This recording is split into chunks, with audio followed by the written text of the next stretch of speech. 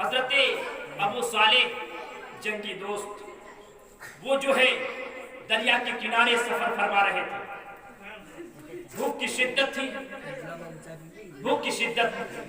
ایک جو ہے دریا میں سیب بہتا ہوا جا رہا تھا، بڑی خوبصورت سیب، بڑا پیارا سیب۔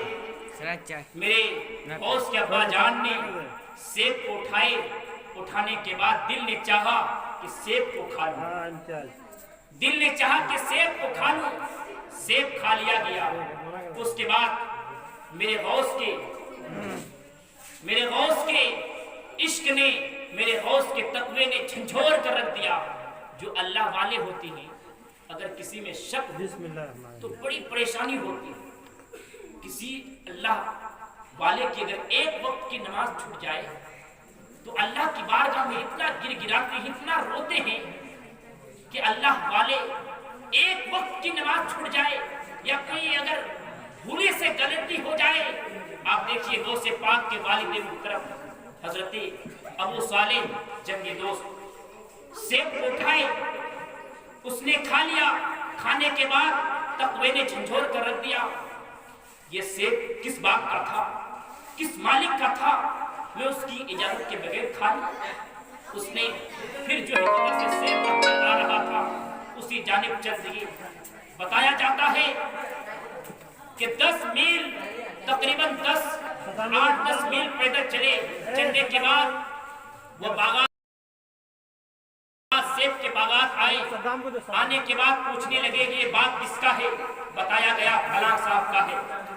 اس کے بعد باغ کے مالک سے ملنے کے بعد کہنے لگے حضور ہم سے ایک گستاخی، ہم سے ایک غلطی ہو گئی ہے، یہ اس ندی سے آپ کا سیب بہتا ہوا جا رہا تھا، میں نے اٹھا کر کھا لیا، میں آپ سے اس سیب کی معافی چاہتا ہوں۔ میرے غوث کے ابا جان جب نے اتنا کہا تو وہ کون تھے؟ باغ والے کون تھے؟ وہ کوئی اور نہیں تھے بلکہ میرے غوث کے نانا جان حضرت عبداللہ سومی تھے۔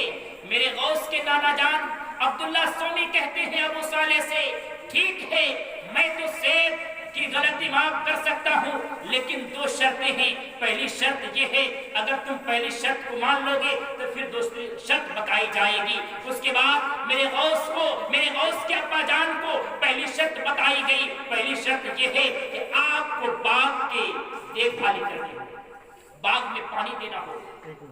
اس کے بعد یہ شرطیں پوری ہو جائے گی پھر دوسری شرط بتائی جائے گی۔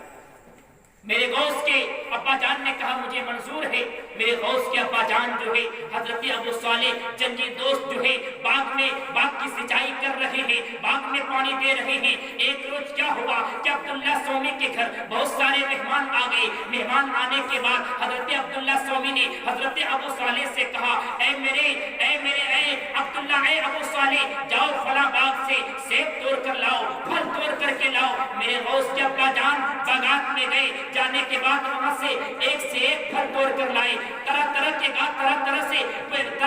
گاس سے پھر سیب توڑ کر لاتے ہیں۔ لانے کے بعد مہمان کے سامنے پیش کر دیتے ہیں۔ مہمان جب سیب کو اٹھاتے ہیں کھانے لگتے ہیں، جو سیب کھاتے ہیں وہ سیب کروا نکلتا ہے، کوئی پھیکا نکلتا ہے، کوئی کیا نکلتا ہے، میٹھا ایک بھی سیب نہیں ہے۔ مہمان کہنے لگے آپ نے کیسا غلام رکھا ہے، آپ کے غلام کو مہمان نوازی کرنا نہیں آتا، اسے پتا نہیں کہ مہمان کے سامنے کون سا پھل پیش کیا جاتا ہے، میٹھا یا کروا۔ لیکن عبداللہ سومی کہتے ہیں یہ غوث ہے، یہ غوث کے والد محترم ہے۔ عبداللہ سومی کہتے ہیں اے ابو صالح تمہیں پتا نہیں ہے کہ مہمان کی مہمان نوازی کیسے کی جاتی ہے، تم نے کیسا پھل لایا ہے۔ میرے غوث کے ابا جان کہتے ہیں پتا اسے ہوگا جو سیب کھائے گا، جو سیب کھائے گا، جو پھل کھائے گا اسے پتا ہوگا، میں تو کھایا نہیں، مجھے کیسے پتا ہوگا کون میٹھا ہے، کون کروا ہے، کون پھیکا ہے۔ تو مہمان کہتے ہیں، میرے غوث کے ابا جان کہتے ہیں کہ جب سے میں آپ کے پاس آیا، باغ کی سچائی کر رہا ہوں، باغ میں پانی دے رہا ہوں، اس دن سے آج تک ایک سیب میں توڑ کر نہیں کھایا۔ مہمان کہنے لگے یہ بات میں نہیں مانتا، آپ کیسے کہتے ہیں، اس کی دلیل کیا ہے؟ آپ کہیں گے ہم مان لیں گے، کہ میں सेब नहीं खाया, ऐसा हो नहीं सकता है।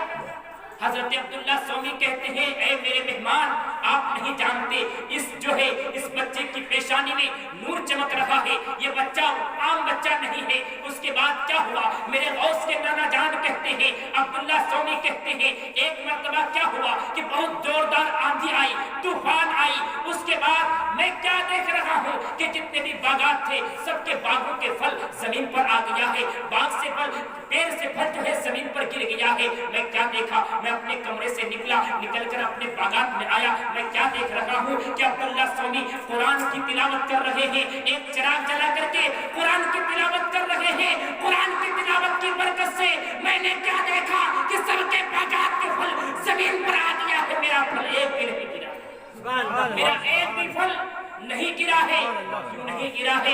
ये हजरत अबू सालेह की करामतें हैं, मेरे गौस के वालिद मुहतरम की करामतें हैं। मेरे गौस के प्यारे दीवानों, आप गौसे पाक पर कुर्बान जाएं। गौसे पाक की अजमतें बहुत ज्यादा है, रिफातें बहुत ज्यादा है। अगर बयान की जाए पूरी रात गुजर सकती है, पूरा दिन गुजर सकता है, लेकिन बयान पूरी नहीं हो सकती है। इसलिए आप आशिक रसूल हैं, दीवाने गौसे पाक हैं, आप